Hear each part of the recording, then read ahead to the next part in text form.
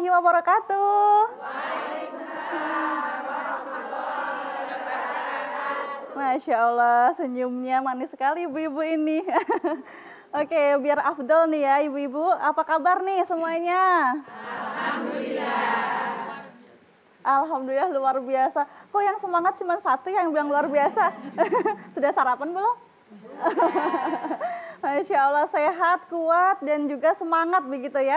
Oke, begitupun dengan pemirsa dimanapun Anda berada, mudah-mudahan selalu dalam keadaan sehat dan selalu dalam lindungan Allah Subhanahu wa Ta'ala.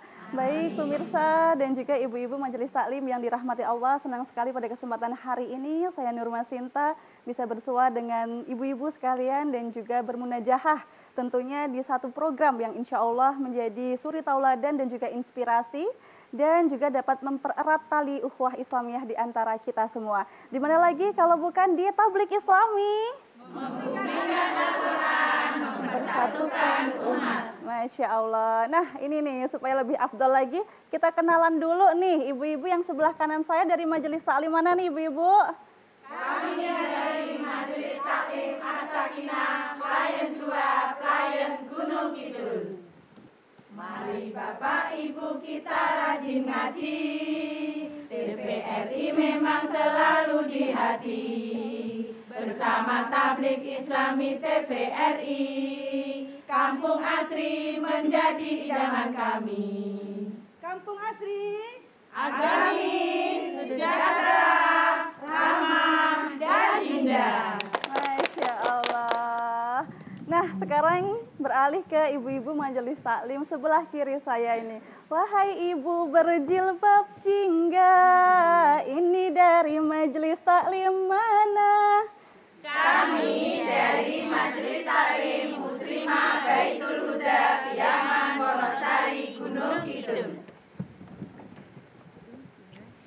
Kami semua muslimah Baitul Huda berkumpul di sini dan bersama-sama dalam forum Majelis Taklim TVRI menuntut ilmu dengan hati yang suci, menjadi muslimah dan penyejuk hati. Itu yang menjadi cita-cita kami. Selalu luruskan niat untuk mengaji, semua untuk meraih ridho ilahi. Majelis Taklim Muslimah Baitul Huda Meraih ridho ilahi. Allahu Akbar. Masya Allah. Dengan semangat dan juga kekompakannya tentu saja di dalamnya pasti ada saling kerjasama dan juga kasih sayang begitu nggih. Nah ini sesuai dengan tema kita pada kesempatan hari ini yakni Islam sebagai agama kasih sayang yang sepertinya diajarkan oleh Nabi kita dan juga Allah melalui firman-Nya dalam Al-Quran. Nah seperti apa? Kita akan simak bersama kajian pada kesempatan hari ini bersama dengan Kiai Haji Heri Kuswanto MSI selaku pimpinan Pondok Pesantren Lintang Songo Yogyakarta yang sudah hadir bersama kami di studio. Kita sapa dulu. Assalamualaikum warahmatullahi wabarakatuh. Waalaikumsalam warahmatullahi wabarakatuh. Sehat? Alhamdulillah. Masya Allah. Tadi kesininya bersama dengan siapa nih? Iya, dengan sebagian santri. Oh, sebagian santri dan juga kayaknya tadi bersama dengan istri tercinta juga. Nah, itu juga bentuk kasih sayang begitu ya, Ustadz ya. Masya Allah. Nah, berarti dalam hidup ini tentunya harus ada kasih sayang begitu ya, Ustadz ya. Iya. Nah, terkait dengan tema kita pada kesempatan hari ini yakni Islam sebagai agama kasih sayang. Nah, mengapa Islam disebut sebagai agama kasih sayang nih, Ustadz? Dan bagaimana konsep kasih sayang dalam Islam? Ya, monggo silahkan Ustadz. Kita ini sering mendengar istilah Islam rahmatan lil alamin. Secara etimologi Islam sendiri berasal dari salam, itu maknanya damai, atau aslama itu pasrah. Jadi orang yang pasrah itu kan udah enak, pasrah pada Tuhan, pada Allah. Kayak kalau kita punya hajat karena sibuk, ribet, acara selanjutnya adalah atur pangandikan dari tuan rumah. Kan tuan rumahnya pasrah, udah ikut aja apa yang disampaikan. Nah, menurut Ibnu Farid dalam kitab Maqayisil Lugha, rahmatan lil alamin. Rahmat ini mempunyai tiga suku kata penting, huruf. Yang pertama adalah ro, kemudian ha, kemudian mim, yang beliau menafsirkan artinya adalah kasih sayang, kelembutan, atau cinta kasih. Kemudian lil alamin untuk alam semesta. Alam sendiri ini terdiri dari unsur biotik, unsur yang hidup, ada manusia, ada hewan, ada tumbuhan. Meskipun hidupnya lain ya, kalau manusia hewan bisa bergerak kemanapun, kalau tumbuhan di tempat, tapi itu hidup. Ada unsur abiotik, misalnya ada air, ada batu, ada udara. Nah, Islam rahmatan lil alamin maksudnya adalah agama Islam ini agama yang penuh kedamaian, membawa cinta kasih kepada semesta alam, baik manusia maupun unsur-unsur lainnya, biar agama yang mengajarkan berbuat kebaikan, penuh dengan kelembutan, penuh dengan santun, jangankan dengan manusia, dengan siapapun.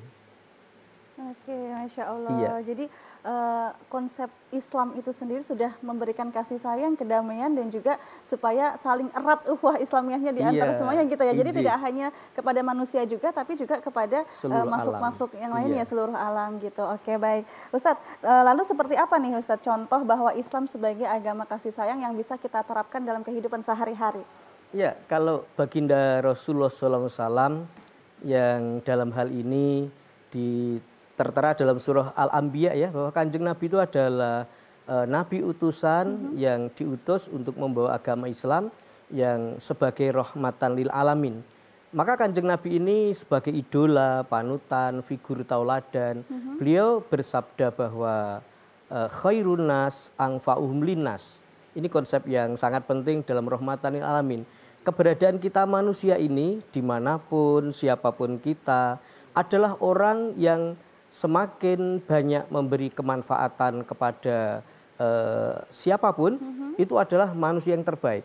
Kalau dibalik sepintar apapun, sekaya apapun, setinggi jabatan apapun, kalau membawa madorot, mendolimi yang lain, justru tidak masuk kategori Islam rahmatan lil alamin yang dicontohkan oleh Kanjeng Nabi. Kanjeng Nabi ngendika, pokoknya yang baik itu bukan siapa-siapa, tapi siapapun yang bisa memberi manfaat kepada orang lain. Entah itu agamanya apa, itu siapa, derajatnya apa, itu tidak penting. Itulah Islam yang diajarkan oleh Kanjeng Nabi. Oke, berarti menghibah aja nggak boleh ya, itu bukan bentuk kasih sayang. Begitu nggak ibu-ibu nggak?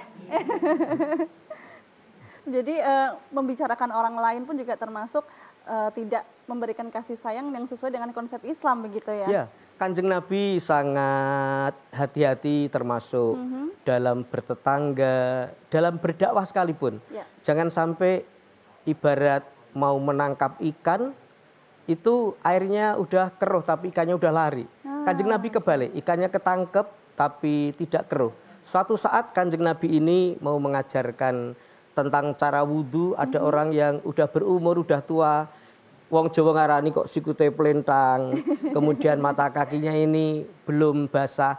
Sayyidina Ali yang masih remaja waktu itu dipanggil, nak sini kamu berwudhu ya, biar diawasi oleh Pak D itu. Padahal ini mau mengajarkan ini. Jadi ini penting ya untuk kita menyampaikan sesuatu dengan santun yang dicontohkan oleh Kanjeng Nabi yang rahmatan lil alamin, tidak sampai menyakitkan. Bapak yang tua tadi itu senang menjabat sebagai pengawas, padahal sebenarnya dia yang sebagai objek sasaran dakwah. Akhirnya tahu, oh yang wudhu yang benar kayak gitu. Akhirnya dia menyadari, memahami, dan hormat pada Kanjeng Nabi. Begitu halusnya budi Kanjeng Nabi, dalam berdakwah, mengajak, tidak serta-merta langsung kamu haram, kamu salah. Enggak, Kanjeng Nabi pinjam tangan biar enak. Oke, berarti tidak perlu memaksakan juga begitu ya Ustaz ya.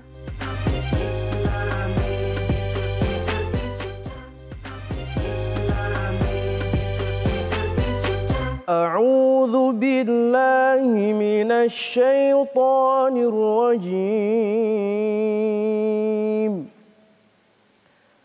Bismillahirrahmanirrahim. Inna fi hadza labalaghan liqaumin 'abidin. وما أرسلناك إلا رحمة للعالمين قل إنما يوحى إلي أنما إلهكم إله واحد فهل أنتم مسلمون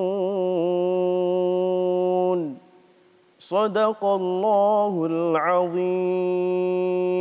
Maha benar Allah dengan segala firman-Nya. Baik, tadi Faruk ya yang sudah membacakan ayat suci Al-Quran terkait dengan surat Al-Anbiya ayat 106 hingga 108. Nah, ini pertanyaan untuk Faruk nih sekarang nih.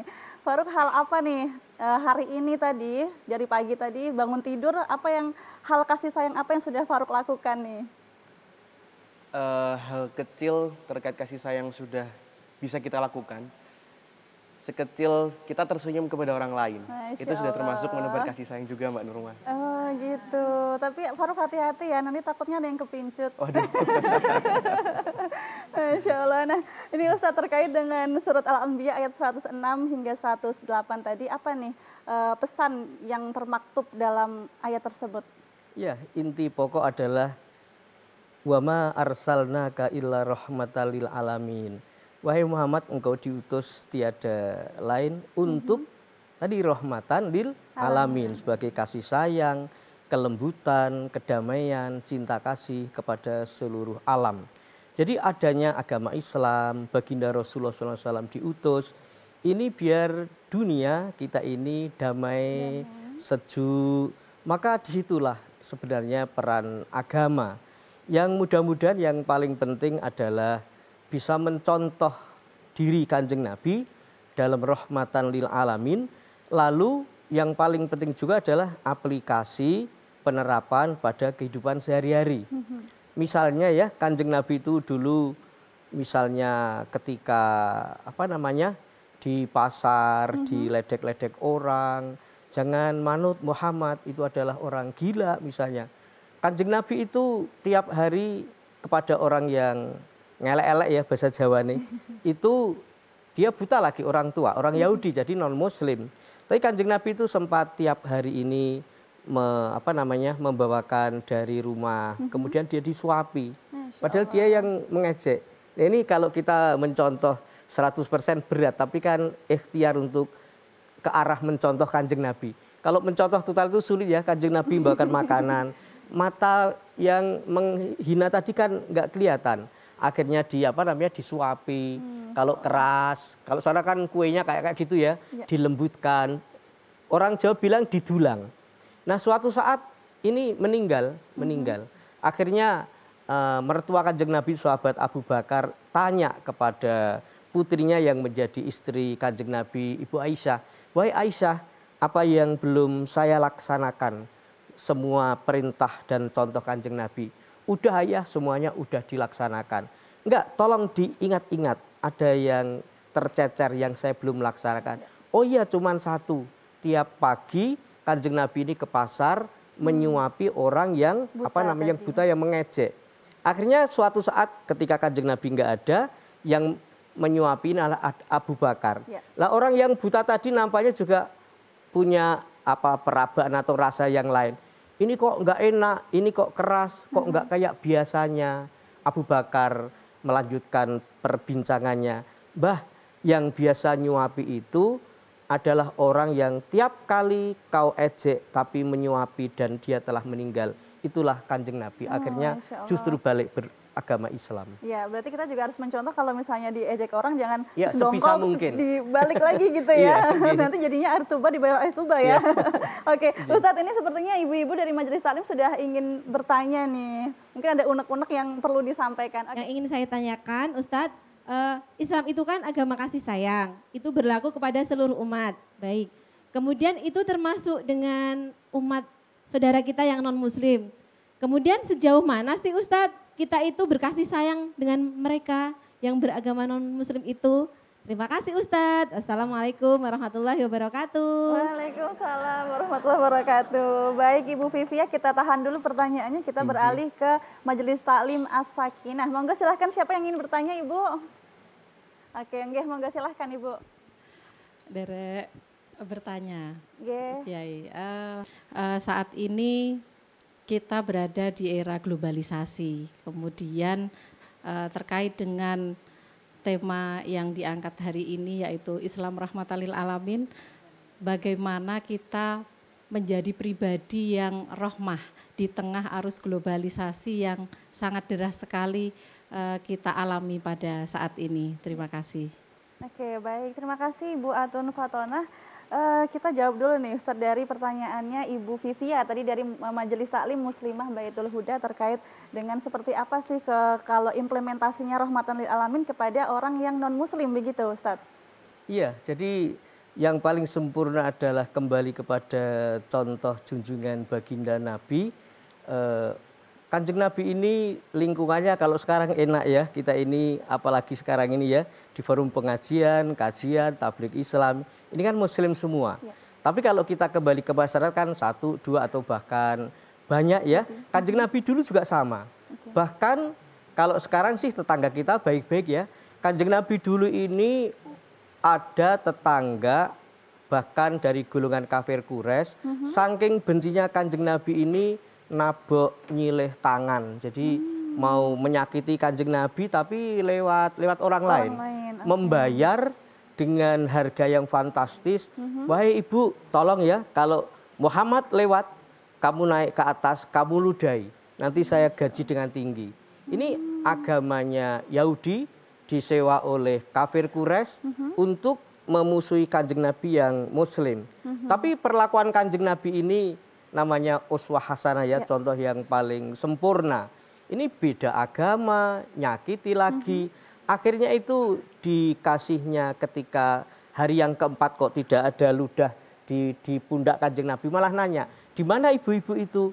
Ternyata mendengar sakit, bawain oleh-oleh. Wah mungkin kacang, mungkin pisang godok, mungkin apa bu macam-macam ya. Kalau sini, kalau sana mungkin ya kurma apa, dibawain. Takutlah ibu yang sedang sakit, malah didoain, akhirnya sembuh dan dia dalam hatinya orang yang merintah saya aja tetangga dekat nggak nengok. Ini Kanjeng Nabi yang kita musuh-musuhi malah membawakan oleh-oleh, doain, akhirnya masuk Islam. Itulah antar agama, bukan dengan kekerasan tapi Allah memberikan hidayah lewat kelembutan, lewat rahmat. Hatinya, Kak. Ya, itu yang Nabi begitu, buat Ibu yang bagus banget pertanyaannya. Ya, oke. Baik Ustadz, kita sekarang beralih ke pertanyaan dari As-Sakinah tadi terkait dengan bagaimana implementasinya rahmatan lil alamin di era globalisasi yang mungkin maksud Ibu adalah ini kalau di media sosial sekarang udah banyak hujatannya udah bukan lewat langsung begitu nggih, tapi udah di media sosialnya itu seperti apa nih Ustadz? Jadi aplikasi penerapan praktek rahmatan lil alamin sebenarnya akhlak dalam Islam itulah. Misalnya yang pertama, apalagi di zaman global, digital, serba internet, handphone, WA, Instagram, banyak orang saling menghujat misalnya. Dan lucunya itu yang dihujat belum tentu kenal. Ya, kita betul. Kayak pengamat misalnya ya. Netizen gitu ya. Netizen. Nah ini yang pertama misalnya ya adalah sikap orang Jawa bilang tepo seliro atau misalnya termasuk toleransi ya. Kalau kita menghujat dia, kalau kita dihujat berarti kita nggak mau, berarti kita hati-hati menghujat orang misalnya. Kalau kita menghina orang, memojokkan orang, menyakiti orang, memalukan orang, kalau kita didemikiankan, kayaknya kita nggak senang. Maka kita juga hati-hati, semoga tidak begitu. Jadi yang pertama adalah misalnya tentang toleransi. Jadi indah ya kita di kampung, di masyarakat. Ya namanya orang berbeda-beda, tapi kita tetap saudara, tetap saling berkasih sayang. Ini bisa damai, bisa sejuk, bisa rukun. Itu yang pertama. Yang kedua adalah misalnya kita menghindari sikap diskriminatif, membedakan. Oh ini orang nggak punya, ini orang punya, kita pilih-pilih. Di masyarakat Kanjeng Nabi mengajarkan justru Kanjeng Nabi dekat, sering duduk dengan orang-orang miskin. Kalau coro sak menika wonten Gunung Kidul misalnya ya, sering duduk di pematang ngobrol dengan simbah-simbah, itu Kanjeng Nabi yang dilakukan, bukan memilih yang pejabat, yang raja. Tidak ada kasta begitu ya? Tidak ada kasta. Ya, jadi semuanya sama rata dan hanya amal begitu ya yang membedakan di hadapan Allah nantinya. Oke, paling baik. tidak ada dua itu, toleransi, tepo seliro, dan kita anti diskriminatif. Oke, baik. Iya. Nanti kita akan lanjutkan lagi setelah yang satu ini. Jangan kemana-mana, tetap di Tablik Islami. Membumikan Al-Quran, Mempersatukan umat.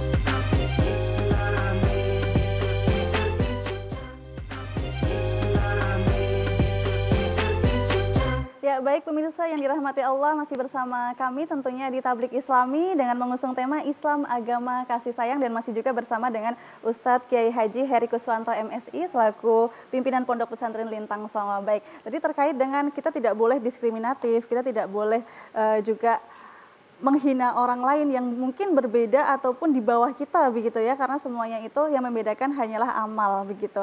Nah, bagaimana nih Ustadz kalau sekarang tadi kan sesuai dengan pertanyaan dari Asakinah juga ya tadi terkait dengan kalau sekarang di era global itu yang berbicara itu bukan mulutnya sekarang tapi bisa jarinya, jempolnya ya. Gitu. Nah, itu bagaimana Ustadz? Kalau kadang di grup WhatsApp begitu nggak ibu-ibu nggak? Iya. Jadi kalau dulu kan mulutmu adalah harimaumu ya. Sekarang bukan mulut saja, mungkin dengan jari-jari ya. Wah, Masya Allah. Padahal jari-jari ini lumayan ya untuk mijet yang baik-baik, bagus. Atau cap jempol untuk lelang tanah juga bisa ya. Tapi bahaya juga bisa mengancam. Maka kita ini adalah kembali kepada Kanjeng Nabi, ada poin yang sangat penting dalam hidup ini. Ini merupakan salah satu ajaran Kanjeng Nabi yang sangat mendasar, khairun nas anfa'uhum linnas. Jadi kita hidup ini kita balik, semoga ya ini saling berdoa. Kalau ngomong memang gampang ya, tapi prakteknya itu. Jadi kalau sekarang ini globalisasi atau era seperti ini, betapa mudahnya orang mencaci, menjelekkan, memfitnah. Syukur pribadi kita ini pribadi yang diajarkan Kanjeng Nabi menjadi dibalik, menjadi orang yang dimanapun bisa bermanfaat. Guru kita nggak jauh-jauh, misalnya kan guru kita sekolah, ini kita bisa kembali ke nature, ke alam ya. Misalnya ada sebatang pohon kelapa, betapa pohon kelapa ini luar biasa, mulai janurnya, daunnya, bisa untuk tanda janur melengkung, untuk membuat ketupat, kemudian manggarnya untuk gudeg, wah enak banget.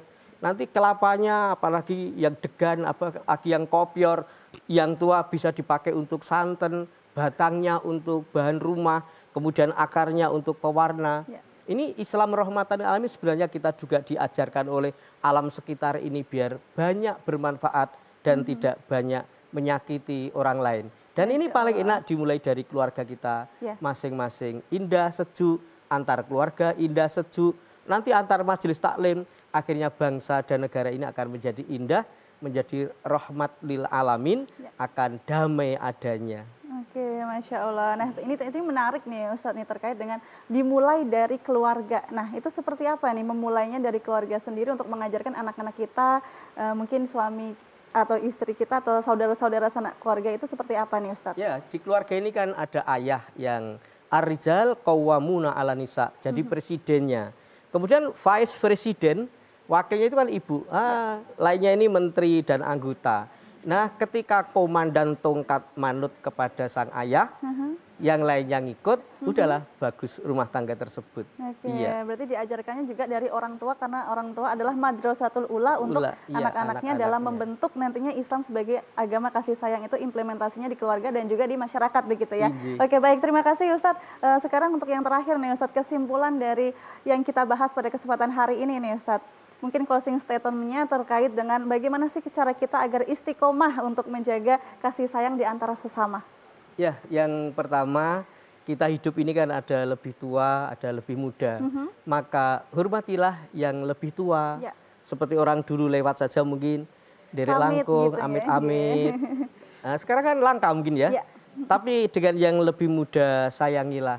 Ayo nak, sini, sini. Kita didik, kita beri arahan. Itulah hidup, ada yang tua, ada yang muda, menghormat dan menyayangi yang lebih muda. Menyayangi yang lebih muda, kayak jadi ingat lagunya yang sekarang lagi viral. Ya, itu ya. Kaping telu asih ing bocah cilik-cilik begitu. Ya.